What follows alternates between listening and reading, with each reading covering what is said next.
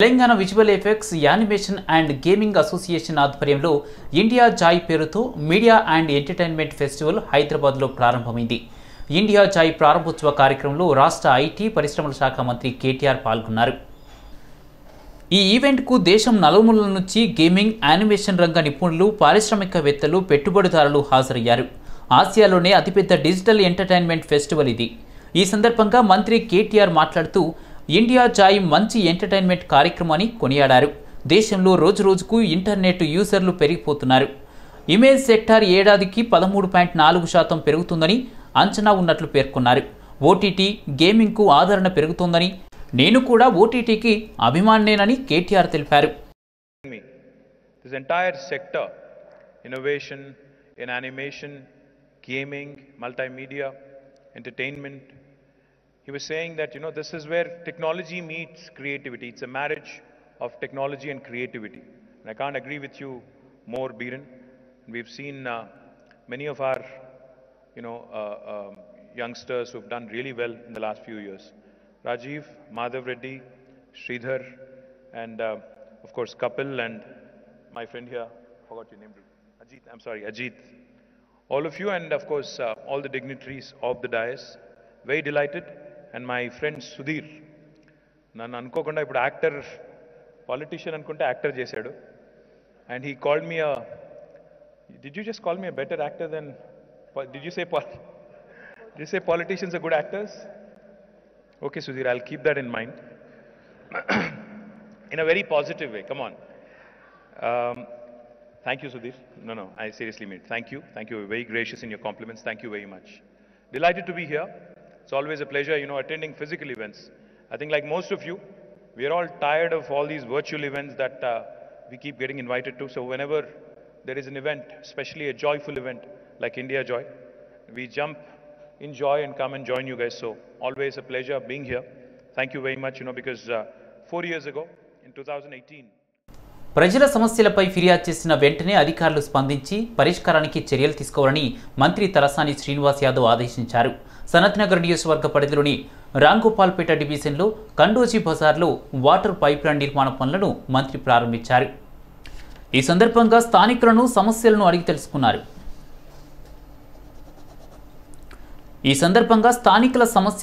తెలుసుకున్నారు. పైప్లైన్ నిర్మాణంతో ఈ ప్రాంత ప్రజలు ఎదుర్కొంటున్న సమస్యల పరిష్కారం అవుతుందని చెప్పారు. తమ ప్రాంతానికి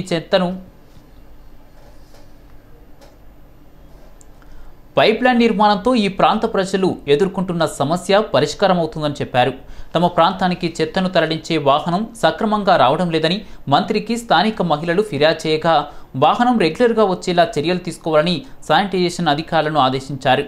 తమ ప్రాంతంలో సీసీ కెమెరాలు ఏర్పాటు చేయాలని కోరగా వెంటనే స్పందించిన మంత్రి శ్రీనివాస్ యాదవ్ తన నియోజకవర్గ అభివృద్ధి నిధులతో ఏర్పాటు చేస్తామని హామీ ఇచ్చారు.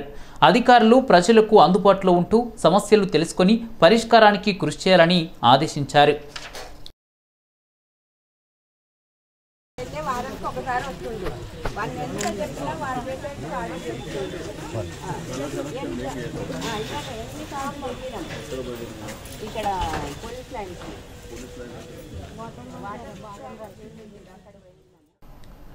ఏడాదిగా ఢిల్లీ సరిహద్దులో ధర్నాలు చేస్తున్న రైతుల గురించి పట్టించుకొని బీజేపీ నేతలు రైతులపై ముసలి కన్నీరు కారుస్తున్నారని రాష్ట్ర వ్యవసాయ శాఖ మంత్రి సింగిరెడ్డి నిరంజన్ రెడ్డి విమర్శించారు.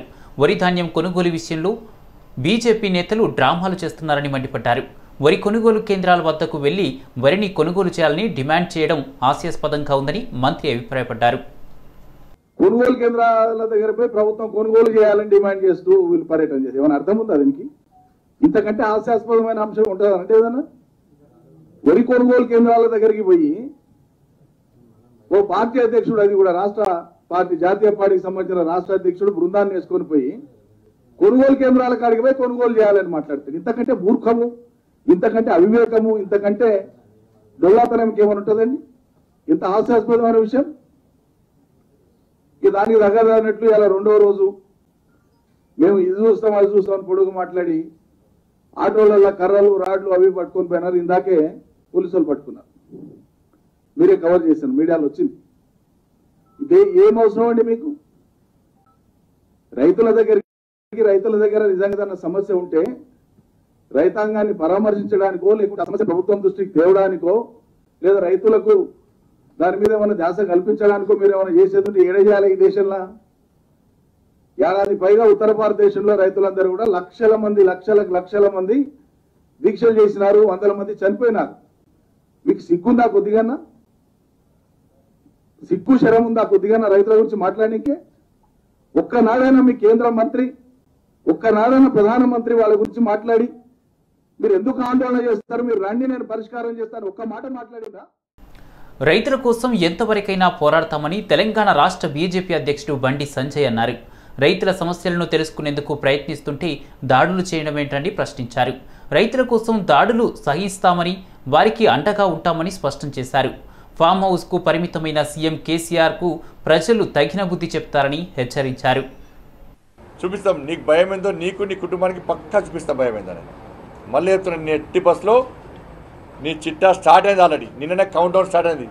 మా మీద ఎప్పుడైతే దాడులకు పురుగొలిపినవో, మా మీద దాడులకు ఎప్పుడైతే స్కెచ్ చేసినావో, ఒక గజనీ లెక్క తయారై ఒక అపరిచితి లెక్క వేషాలు వేసి తిరుగుతుంటే భయపడే పార్టీ భారతీయ జనతా పార్టీ కాదు.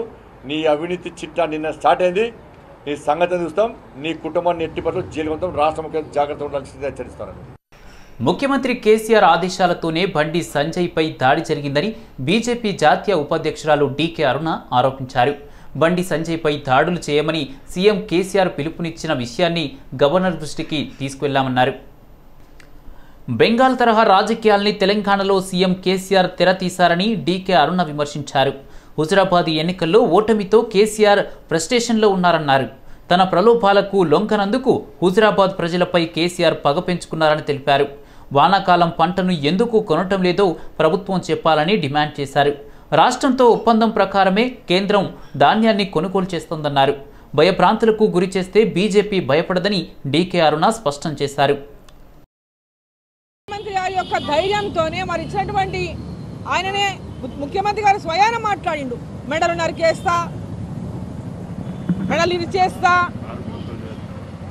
6 ముక్కలు చేస్తా మా జోలికి వస్తే, ఇట్లా అనేక భాష, అసలు ఒక ముఖ్యమంత్రి స్థాయికి తగని భాష. ముఖ్యమంత్రి మాట్లాడటమే కాకుండా తమ నాయకులకు కూడా అదే రకమైనటువంటి వ్యవహారాన్ని ముందుకు నడిపించాలనేటువంటి ఒక విధంగా ఈరోజు సూచనలు ఇచ్చి మరి ఎక్కడ వస్తే అక్కడ అడ్డుకోండి, మా వాళ్ళు అడ్డుకుంటారు మిమ్మల్ని అనేటువంటి మాట మాట్లాడినటువంటి ముఖ్యమంత్రి గారి తీరును గవర్నర్ గారికి స్వయంగా ఇవన్నీ రాష్ట్రంలో జరుగుతున్నటువంటి విషయాలన్నీ కూడా బీజేపీ పార్టీ డెలిగేషన్ అంతా కూడా ఈరోజు మరి వారికి విషయాలను తెలియజేయడం జరిగింది. ప్రజాస్వామ్యంలో ప్రతిపక్షాలు అనేటివి ప్రభుత్వం ఎప్పుడైతే ఫెయిల్ అవుతుందో, ఎప్పుడైతే విఫలమవుతుందో, తమ యొక్క పాలనను సమర్థవంతంగా నిర్వహించడంలో, ప్రజలకు అందించడంలో ఫెయిల్ అయినటువంటి సందర్భంగా ప్రతిపక్షాలు తప్పకుండా ప్రజల పక్షాలను నిలబడాల్సినటువంటి ఒక బాధ్యత ప్రతిపక్షాల పైన ఉంది. ఆ బాధ్యతను ఈరోజు భారతీయ జనతా పార్టీ నెరవేరుస్తున్నటువంటి నేపథ్యంలో ఎక్కడైతే తమ ఓటమి ప్రజల్లోకి పోయింది, ఈరోజు పెద్ద తీవ్రమైనటువంటి వ్యతిరేకత ఉన్నదని హుజురాబాద్ ఎన్నికల ద్వారా ఈ రాష్ట్ర పరిస్థితి అద్దం పట్టిందనేటటువంటి విషయాన్ని జీర్ణించుకునేటువంటి ముఖ్యమంత్రి, భారతీయ జనతా పార్టీ గెలుపు అనేటటువంటి విషయాన్ని కూడా నోటి నుంచి అనలేనటువంటి ముఖ్యమంత్రి గారు గెలుస్తారులే, ఆడొక్కటి ఇడొక్కటి పోతాయిలే, నిజంగా ఆ విధంగా వదిలేసి ఉంటే ఈరోజు ఈ ప్రాబ్లం ఉండేది కాదు ముఖ్యమంత్రి గారికి. రైతుల సమస్యలపై పోరాటం చేస్తున్న బీజేపీ రాష్ట్ర అధ్యక్షుడు బండి సంజయ్ కాన్వాయ్పై దాడిని బీజేపీ శ్రేణులు తీవ్రంగా ఖండించారు. చలో సూర్యాపేట పిలుపును అడ్డుకునేందుకు బీజేపీ నేతలను ముందస్తుగానే అరెస్టులు చేయటం దారుణమన్నారు. ఎన్ని దాడులు చేసినా రైతుల కోసం పోరాటం చేస్తామంటున్న Jawahar Nagar municipal corporation BJP party అధ్యక్షులు రంగుల శంకర్తో మా ప్రతినిధి Venkatesh face to face. BJP party ఆధ్వర్యంలో సూర్యాపేట జిల్లాలో బీజేపీ పార్టీ రాష్ట్ర అధ్యక్షులు అట్లాగే ఎంపీ అయినటువంటి బండి సంజయ్ పై జరిగినటువంటి దాడికి నిరసనగా చలో సూర్యాపేట అనే కార్యక్రమం బీజేపీ పార్టీ పిలుపునివ్వడంతో ముందస్తు చర్యలో భాగంగా ఈరోజు జవహర్ నగర్ పోలీసులు బీజేపీ పార్టీ జవహర్ నగర్ అధ్యక్షులు తర్వాత మిగతా బీజేపీ కార్యకర్తలను అరెస్ట్ చేయడం జరిగింది. మరోవైపు దమ్మాయిగూడలో బీజేపీ రాష్ట్ర నాయకులైనటువంటి కొంపల్లి మోహన్ రెడ్డి ఆధ్వర్యంలో కూడా నిరసన వ్యక్తం చేయడం. ఇందులో భాగంగా ఇప్పుడే పోలీస్ స్టేషన్ నుంచి విడుదలైనటువంటి ఇవాళ రంగుల శంకర్ బీజేపీ పార్టీ జవహర్ అధ్యక్షులతో మాట్లాడదాం. చెప్పండి. ఇది కేసీఆర్ యొక్క నియంత్రిత పాలనకు, కుటుంబ పాలనకు ఇది ఒక జన్మగీతం లాంటిది. ఎందుకంటే తెలంగాణలో ఏ పంట వేయాలి ఏ పంట వేయొద్దని పూటకు మాటలు రెండు నాలుకలతో మాటలు మాట్లాడమే కాకుండా ఇవాళ కేంద్రంపై లేనిపోని నిందనేస్తుంది తెలంగాణ ప్రభుత్వం. ఇప్పటికైనా ప్రజలందరూ అర్థం చేసుకోవాలి, మన రాష్ట్రంలో పంటున్నటువంటి ప్రతి ఒక్క గింజను ఉంటుంది మన కేంద్ర ప్రభుత్వం అని చేసుకోవాలి. ఎందుకంటే వాళ్ళే చెప్తారు కేంద్రం కొనాలని చెప్పేసి. వాస్తవానికి కేంద్రం కొంటుంది కాబట్టి ఇవాళ తెలంగాణలో రైతులని మేమే ఆదుకుంటున్నాం. ఇవాళ ఏదైతే తెలంగాణ సర్కార్ కొనకుండా బీజేపీ తెలంగాణ రాష్ట్రంపై ఒత్తిడి చేస్తే మాపైన దాడి చేస్తుంది.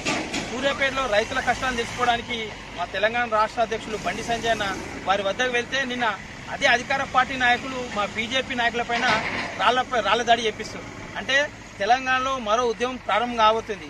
ఎందుకంటే ప్రజల కోసం కొట్లాడుతున్న పైన ఇలా అధికార పార్టీ నాయకులు ఈ విధంగా దాడి చేయడం ఇది చాలా బాధాకరం. ఇంకో విషయం ఏంటంటే ఇవాళ మనుషుల పైనకి రాళ్లతో కొట్టించేది వాళ్ళే, మరియు ప్రతిపక్షాలను ఇంట్లో అరెస్ట్ చేపించేది వాళ్ళే. అంటే ప్రజాస్వామ్యంలో ప్రజలకు స్వేచ్ఛ లేదా? వాళ్ళు చేసే తప్పును కూడా మేము మాట్లాడొద్దా? వాళ్ళు చేసే ఏవైతే ప్రజలకు పనికిరాని పనులు ఉన్నాయో వాడు బయట పెడతానికే ప్రతిపక్షం మేము ఉన్నాం. అటువంటి అడగడానికి పోయినప్పుడు వాళ్ళపై దాడి చేయడం, ఇలా కార్యకర్తలందరూ అక్రమ అరెస్టు చేయడం మేము తీవ్రంగా ఖండిస్తున్నాం. వీలైన తొందరలో కేసీఆర్ ని ఫామ్ హౌస్ లో ఉంచే అరెస్ట్ చేసే రోజులు దగ్గరకు వచ్చినాయి. అది కూడా మా బీజేపీ రాష్ట్ర అధ్యక్షుడు బండి సంజయ్ కాన్వాయ్పై దాడి జరగడం బాధాకరమని సైదాబాద్ బీజేపీ కార్పొరేటర్ కొత్తకాపు అరుణ రవీందర్ రెడ్డి ఆవేదన వ్యక్తం చేశారు. రాష్ట్రంలో సమస్యలపై ప్రశ్నిస్తే దాడులు చేస్తారని ప్రశ్నించారు. టీఆర్ఎస్ పార్టీ నేతలు ఎన్ని దాడులు చేసినా రైతుల కోసం బీజేపీ పోరాటం ఆగది అంటున్న సైదాబాద్ బీజేపీ కార్పొరేటర్ కొత్తకాపు అరుణ రవీందర్ రెడ్డితో మా ప్రతినిధి శ్రీకాంత్ ఫేస్ టు ఫేస్. ప్రస్తుతం మనం సైదాబాద్ బీజేపీ కార్పొరేటర్ కొత్తకాపు అరుణ రవీందర్ రెడ్డితో ఉన్నాము. వారు నిన్న జరిగిన దాడి బండి సంజయ్ తెలంగాణ రాష్ట్ర బీజేపీ అధ్యక్షుడి మీద జరిగిన దాడికి తను వారి మాటలో చెప్పదలుచుకుంది. చెప్పండి. జై శ్రీరామ్. నేను కొత్తకాపు అరుణ రవీందర్ రెడ్డి, సైదాబాద్ డివిజన్ కార్పొరేటర్ని. మేము అందరము నిన్న బండి సంజయ్ అన్న మీ గారి మీద జరిగిన దాడిని పూర్తిగా ఖండిస్తున్నాం. ఆయన ప్రజల మనిషి. ఆయన ఈరోజు లేడు, ప్రజల మనిషి. ఏ రోజు నుంచో ఆయన ప్రజల మనిషి. ఆ ప్రజల మనిషి ఉండి ఈరోజు రైతులకు నైతిక మద్దతు తెలుపుదాము అని చెప్పేసి నిన్న సూర్యాపేటకు వెళ్ళడం జరిగింది. అంటే మీరు గత కొన్ని రోజులుగా చూస్తున్నారు, రైతుల ధాన్యము వడ్లు రోడ్ల మీద కుప్పలు పోసుకొని రాష్ట్రము కొనుగోలు చేయట్లేదు అని చెప్పేసి వారి యొక్క బాధలు తెలుపుకుంటూ వాళ్ళ వడ్లు అన్నీ కూడా రోడ్ల మీద కుప్పలు పోసుకొని ఎండకు ఎండి వానకు తడిచి మొలకలు ఎత్తుతున్నా కూడా రాష్ట్ర ప్రభుత్వం కొనుగోలు చేయట్లేదు అని చెప్పేసి ప్రతి ఒక్క రైతు కూడా ఈరోజు బాధతోనే ఏడుస్తూ అప్పుల బాధలు తీరక మేము ఇవన్నీ చేయాల్సి వస్తుంది అని చెప్పేసి ఎన్ని రోజులు ఈ వడ్లు కొనకుండా ఇట్లానే నిల్వ ఉంచుతారు అని చెప్పేసి వారు గత కొన్ని రోజుల నుంచి కూడా వారు ధర్నాలు చేయడము అన్ని చేయడాలు మీరు చూస్తున్నారు. రాష్ట్ర ప్రజలందరూ గమనిస్తున్నారు. దీనికి మా బండి సంజయ్ అన్న గారు వారి కోసము నైతిక మద్దతు తెలుపుదాము అన్న ఉద్దేశంతో నిన్న సూర్యాపేటకు వెళ్ళడం జరిగింది. అయితే ఏమైంది అక్కడ? వారి టీఆర్ఎస్ గుండాలు, టీఆర్ఎస్ కార్యకర్తలు వీరందరూ ఏకగ్రీవంగా వారు మా సంజయ్ అన్న మీద దాడి చేయడం జరిగింది. తెలంగాణ ప్రభుత్వానికి గుండెలో రైళ్లు పరిగెత్తుతున్నాయి. అంటే ఎక్కడ ఇదైపోతామో, ఎక్కడ మా నెక్స్ట్ ఎలక్షన్స్లలో రిజల్ట్ రాదో అన్న ఉద్దేశంతో ఏం చేయాలో వాళ్ళకి అర్థం కాక ఏదో ఒక కార్యక్రమం పెట్టుకుందాం అన్న ఉద్దేశంతోనే ఈ దాడి ప్రీ ప్లాన్డ్గా చేశారు. ఇది మాత్రం ఖచ్చితంగా మేము వాదిస్తున్నాం. ఇవన్నీ చూసుకుంటుంటే రేపు జరగబోయే జనరల్ ఎలక్షన్స్లలో మేము కాషాయ జెండాను ఎగరేస్తాము. ఇంకా మద్దతు తెలుపుతాం. ఇంకా మీరు ఒక్కటి గుర్తుపెట్టుకోండి, ఆ రోజు బీజేపీకి ఎవరు మద్దతు లేరు అని అనుకున్నారు. ఇప్పుడు పూర్తి ప్రజానికం తెలంగాణ రాష్ట్రం మొత్తము భారతీయ జనతా పార్టీ వైపు ఉన్నారు. ఇది మాత్రం గుర్తుపెట్టుకోండి. కేసీఆర్ ఖబర్దార్. మొత్తానికి ప్రజల పక్షము, రైతు పక్షం ఉంటున్న బీజేపీ పార్టీ బండి సంజయ్ గారి మీద దాడిని పూర్తిగా దీన్ని ఖండిస్తున్నామని అలాంటి ప్రజలు మొత్తము కంప్లీట్ బీజేపీ పక్షం ఉండడం వల్ల వీళ్ళు ఒక పక్షపాత ధోరణితో వ్యవహరిస్తున్నారని సైదాబాద్ కార్పొరేటర్ బీజేపీ కార్పొరేటర్ అయిన కొత్తకాపు అరుణారావు గారు చెప్పారు. కెమెరామెన్తో శ్రీకాంత్, సిటీ విజన్, హైదరాబాద్. రాష్ట్రంలో రైతులు పంట కుప్పలపై చనిపోతుంటే టీఆర్ఎస్ బీజేపీలు శవరాజకీయాలు చేస్తున్నారని కాంగ్రెస్ మాజీ ఎంపీ విహెచ్ తీవ్ర స్థాయిలో మండిపడ్డారు. టీఆర్ఎస్ బీజేపీలకు రైతుల బాధలు పట్టడం లేదన్నారు. రైతు చట్టాలపై కేసీఆర్ ద్వంద్వ వైఖరి అవలంబిస్తున్నారని వ్యాఖ్యానించారు. బండి సంజయ్ ఏం సాధించారని పర్యటనలు చేస్తున్నారని ప్రశ్నించారు. జీఎస్టీ తగ్గియండి, ఇక్కడ కూడా వ్యాట్ తగ్గిస్తే అప్పుడేమన్నా న్యాయం అవుతుంది. మీరు పాదయాత్ర చేసేటప్పుడు ప్రజలు అమాయకులు గారు, ప్రజలు చూస్తున్నారు మిమ్మల్ని కూడా. అంతేకాకుండా ఇవాళ ఇంటికో ఉద్యోగం అని ఈయన అన్నాడు, ఆయన 2 కోట్ల ఉద్యోగాలు అన్నాడు. ఏడ ఇచ్చిండ్రా బాబు? ఈయన ఇయ్యలే, ఆయన 2 కోట్లు అంటే 7 ఏళ్లలో 14 కోట్ల ఉద్యోగాలు రావాలి. ఎక్కడ పోయినాయి ఉద్యోగాలు? అంతటితో ఆగలే. ఇవాళ పబ్లిక్ సెక్టార్లను ఏ పండిట్ జవహర్లాల్ నెహ్రూ మొన్ననే ఆయన జన్మదినం అయింది 14th. ఆయన ఈ దేశానికి పబ్లిక్ సెక్టార్లు తెచ్చి పంచవర్ష ప్రణాళిక తెస్తే ఇవాళ ఆ ఫ్యాక్టరీలు కూడా ఏది కోటీశ్వర్ల చేతిలో కార్పొరేట్ సెక్టర్లకు అమ్మాలి అని అక్కడ ఏది స్టీల్ ప్లాంట్ విశాఖ ఉక్కు మా జన్మ హక్కు అని యుద్ధం చేసి 23 మంది ప్రాణాలు పోతే ఇవాళ ఆ ఫ్యాక్టరీ తీసుకోవాలని చూస్తుంటారు. బిహెచ్ఎల్ తీసుకుంటారు, ఈసీఎల్ తీసుకుంటారు. మీరు ఏం గొప్ప చేసినని అడుగుతున్నారు, నాకు అర్థం కాలే. మా మిత్రుడు కూడా, మా బీసీ మిత్రుడు కూడా ఈటెల రాజేందర్ ఎందుకు పోయిండో నాకు అర్థం కాలే. నువ్వు ఇండిపెండెంట్ లేవటాన్ని వడే ఓట్లు పడుతుంటారా బాబు? మా వాళ్ళు కూడా తప్పు చేసినా నేను ఆల్రెడీ మీటింగ్లో చెప్పిన. ఇంకా అంతకంటే ఏం చేస్తావు? బీజేపీ టీఆర్ఎస్ కొట్లాట ఆపి రైతుల సమస్యలను పరిష్కరించాలని సిపిఐ రాష్ట్ర కార్యదర్శి చాడా వెంకటరెడ్డి డిమాండ్ చేశారు. రైతుల వరి ధాన్యం కొనుగోలు చేయమని రైతులు దీక్షలు చేస్తుంటే అధికారంలో ఉన్న 2 పార్టీలు ఒకరిపై ఒకరు దాడులు చేసుకోవటం విడ్డూరంగా ఉందని ఎద్దేవా చేశారు. కాలంలో బీజేపీ టీఆర్ఎస్ల మధ్య ప్రచన్న యుద్ధం సాగుతున్నది. అది చిలికి చిలికి గాలివానగా మారుతున్నది. ప్రజాస్వామ్య మూల సూత్రాలకు విరుద్ధంగా ఆరోపణలు, ప్రత్యారోపణలు, బూతులు తిట్టుకోవడం ఇలాంటివన్నీ కూడా చోటు చేసుకున్నాయి. ఇప్పుడేమో ఈ మధ్య బండి సంజయ్ పర్యటన, వడ్ల కొనుగోలు అంశం, ఇలాంటి అంశాలను చూస్తూ ఉంటే దాడులు, వాళ్ళు విసుకోవడానికి లేకుంటే ఇవన్నీ నిరసన సంబంధించినటువంటి అంశాలన్నీ కూడా చూస్తూ ఉంటే ఈ రాజకీయ కోణం నుంచి జరుగుతున్నటువంటి అంశాలుగానే సిపిఐ భావిస్తుంది. దాడుల సంస్కృతిని ఆపండి. ఈ దాడులు అనేటువంటి ప్రజాస్వామ్యంలో పూర్తిగా మూర్ఖత్వానికి సంబంధించినవి. ఇంతటితో ఆగదు. అందుకనే ఇదివరకు తెలంగాణలో ఈ దాడుల సంస్కృతి లేదు. అందులో కేంద్రంలో బీజేపీ అధికారంలో ఉంది, రాష్ట్రంలో టీఆర్ఎస్ అధికారం. అంటే ఈ 2 పార్టీలు ఈ రకమైనటువంటి బూతుల పురాణం వాడుకొని తర్వాత అక్కడ దాడులు దిగడాన్ని ఇది ప్రజాస్వామ్యానికి. రాష్ట్ర ప్రభుత్వం ఉద్యోగ నోటిఫికేషన్లు ఇవ్వాలని డిమాండ్ చేస్తూ ప్రతి మంగళవారం వైఎస్ఆర్ తెలంగాణ పార్టీ అధ్యక్షురాలు వైఎస్ షర్మిల చేపడుతున్న నిరుద్యోగుల నిరాహార దీక్ష వాయిదా పడింది. ఎమ్మెల్సీ ఎన్నికల నియమావళి కారణంగా షర్మిల దీక్ష వాయిదా పడింది. ఖమ్మం జిల్లాలో నిర్వహించిన సంకల్ప సభలో నిరుద్యోగుల సమస్యలపై పోరాడనున్నట్లు షర్మిల ప్రకటించారు. రాష్ట్రంలో ఉద్యోగ నోటిఫికేషన్లు రాకపోవడం వల్ల పలువురు బలవత్మరణం చేసుకున్నారని, కొట్లాడి తెచ్చుకున్న తెలంగాణలో నిరుద్యోగుల సమస్యలపై ఆమె ఆవేదన వ్యక్తం చేశారు. తెలంగాణలో 1,90,000కు పైగా ఉన్న ఉద్యోగ ఖాళీలకు నోటిఫికేషన్ విడుదల చేసి నిరుద్యోగులకు న్యాయం చేయాలని షర్మిల డిమాండ్ చేశారు.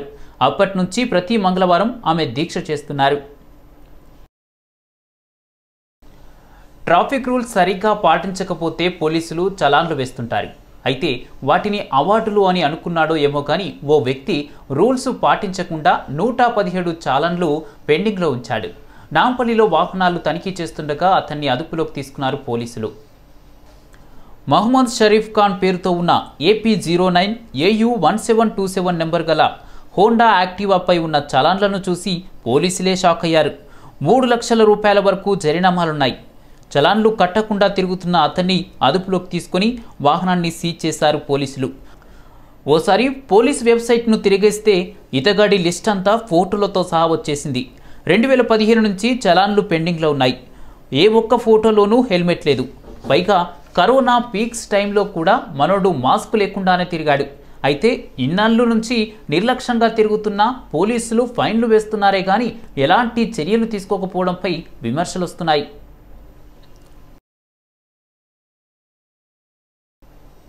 ప్రకృతి విపత్తుతో నష్టపోయిన రైతులకు అదే సీజన్లో పరిహారం అందించేలా ముఖ్యమంత్రి వైఎస్ జగన్మోహన్ రెడ్డి నిర్ణయం తీసుకున్నారు. అందులో భాగంగా రబీలో నష్టపోయిన మొత్తం 34,586 మంది రైతులకు 22 కోట్ల రూపాయలను వారి ఖాతాల్లో సీఎం జగన్ జమ చేశారు. ఈ సందర్భంగా సీఎం జగన్ మాట్లాడుతూ రైతుల కోసం మరో అడుగు ముందుకు వేస్తున్నామని తెలిపారు. పేపర్లో అడ్వర్టైజ్మెంట్ కూడా ఎందుకు ఇస్తున్నారు అని కూడా కొంతమంది నచ్చని వాళ్ళు గిట్టని వాళ్ళు కూడా మన మీద మాట్లాడే పరిస్థితి అవకాశం కూడా ఉంటుంది. కానీ ఇక్కడ ఒకటి ఆలోచన చేయాల్సిన విషయం ఏమిటంటే ఒక కొత్త సాంప్రదాయాన్ని ఈరోజు మనం అవలంబిస్తూ ఉన్నాం ఈ రాష్ట్రంలో. ఏ రైతైనా కూడా నష్టపోతే ప్రభుత్వం తోడుగా ఉంటుంది. ట్రాన్స్పరెంట్గా సోషల్ ఆడిట్ డిస్ప్లే చేస్తూ గ్రామ సచివాలయాలలో కాగితం పెట్టి నష్టపోయిన ప్రతి రైతు కూడా ఏదైతే రైతు నష్టపోతున్నాడో ఆ నష్టపోయిన అమౌంట్ సీజన్ ముగియక మునిపే ఖచ్చితంగా ప్రభుత్వం తోడుగా ఉంటుంది అన్న సాంప్రదాయానికి హైలైట్ చేస్తూ ఈరోజు ఈ కార్యక్రమాన్ని చేస్తూ ఉన్నాం. ఒకసారి గమనించినట్లే అయితే ఈ దాదాపుగా 1,070 కోట్ల రూపాయలు మనం ఇన్పుట్ సబ్సిడీ కింద పంట నష్ట పరిహారం కింద మన ప్రభుత్వం వచ్చిన తర్వాత ఈ 2.5 సంవత్సర కాలంలో మనం ఇవ్వడం జరిగింది. ఇందులో ఒకసారి గమనించినట్లయితే నేరుడు నవంబర్ 2020లో నివార్ తుఫాన్ వచ్చింది. నవంబర్లో నివార్ తుఫాను వస్తే డిసెంబర్ చివరి నాటికి 8,34,000 మంది రైతులకు 12 లక్షల ఎకరాలలో 645 కోట్ల రూపాయలు కూడా ఇచ్చిన సందర్భాలు ఇచ్చిన పరిస్థితులు కూడా కనిపిస్తూ ఉన్నాయి. వైఎస్ వివేకానందరెడ్డి హత్య కేసులో డ్రైవర్ దస్తగిరి వాంగ్మూలంలో కీలక విషయాలు బయటకొచ్చాయని టీడీపీ అధికార ప్రతినిధి పట్టాభిరామ్ అన్నారు. వివేక హత్య వెనుక ఉన్న ముఖ్య వ్యక్తి డి శంకర్ రెడ్డి అని పేర్కొన్నారు. హత్య తర్వాత దస్తగిరి రాజారెడ్డి ఆసుపత్రికి ఎందుకు వెళ్లాడని ప్రశ్నించారు. నిందితులందరినీ ముందుండి నడిపించింది డి శంకర్ రెడ్డినని అన్నారు. హత్య తర్వాత వివేక ఇంటికి ముందు చేరుకున్నది శంకర్ రెడ్డి, అవినాష్ రెడ్డిలేనని, వైఎస్ కుటుంబానికి అవినాష్ రెడ్డి అత్యంత సన్నిహితుడని పేర్కొన్నారు. వివేక హత్యకు సంబంధించిన ఆధారాలను తుడిచిపెట్టింది సీఎం జగన్ సన్నిహితులేనని పట్టాభి విమర్శించారు. 2014-15 అర్ధరాత్రి మరి అత్యంత కిరాతకంగా వారిని చంపివేయడం, దాని వెనుకున్నటువంటి కుట్రదారులు ఎవరు, ఆ హత్య వెనుకున్నటువంటి మరి ఆ పెద్ద మనుషులు ఎవరో తెలుసుకోవాలని ఎంతో ఆతృతగా మనం చూస్తూ ఉన్నాం. దానికి సంబంధించి దస్తగిరి అనే వ్యక్తి ఇచ్చినటువంటి వాంగ్మూలంలో అనేక సంచలనాత్మకమైనటువంటి విషయాలు మన ముందుకు వచ్చినటువంటి పరిస్థితి కూడా మనకు తెలుసు. ఆ కాపీ ఇవాళ నా చేతిలో ఉంది. దస్తగిరి ఇచ్చినటువంటి ఆ కన్ఫెషన్ స్టేట్మెంట్ వాంగ్మూలం కాపీ ఒక్కసారి మనం పరిశీలించినట్లయితే వైఎస్ వివేకానందరెడ్డి గారి హత్యకు సంబంధించి దానిలో కొన్ని కీలకమైనటువంటి స్టేట్మెంట్స్ మనం పరిశీలించినట్లయితే మరి ఈ హత్యలో పాల్గొన్నటువంటి ఎర్ర గంగిరెడ్డి, గజ్జల ఉమాశంకర్ రెడ్డి, యాదాటి సునీల్ యాదవ్, దస్తగిరి ఎవరైతే ప్రధానంగా ఈ 4 వ్యక్తులు ఉన్నారో మరి ఈ 4 వ్యక్తుల్ని లీడ్ చేసినటువంటి ఎర్ర గంగిరెడ్డి. కైశిక ద్వాదశి సందర్భంగా ఉగ్ర శ్రీనివాసమూర్తి ఊరేగింపు ఆలయ మాడపీతుల్లో వైభవోపేతంగా జరిగింది. వెంకటత్తు వారై స్వప్న భైరం అని పిలువపడే ఈ ఉగ్ర శ్రీనివాసమూర్తికి సూర్యకిరణాలు తాకితే ఉగ్రత్వం వస్తుందట. చాలా కాలం క్రితం శ్రీదేవి భూదేవి సమేత ఉగ్ర శ్రీనివాసమూర్తిని ఊరేగించే సమయంలో స్వామివారికి సూర్యకిరణాలు తాకి తిరుమలలో భయంకర పరిణామాలు ఏర్పడి ఈ ఉత్సవం నిలిచిపోయిందట. అందుచేత సంవత్సరంలో క్షీరాబ్ది ద్వాదశి రోజు వేకువజామున 4:30 ఆలయం విడి తిరిగి 5:30 స్వామివారు ఆలయంలోకి ప్రవేశిస్తారు. వాహనం ఆలయంలోకి ప్రవేశించిన అనంతరం ఆలయ అర్చకులు కైశిక ద్వాదశి ఆస్థాన పురాణాన్ని వేడుకగా నిర్వహిస్తారు. ఈ కారణం చేత ఆలయంలోని పలు ఆర్జిత సేవలను రద్దు చేసింది టీటీడీ.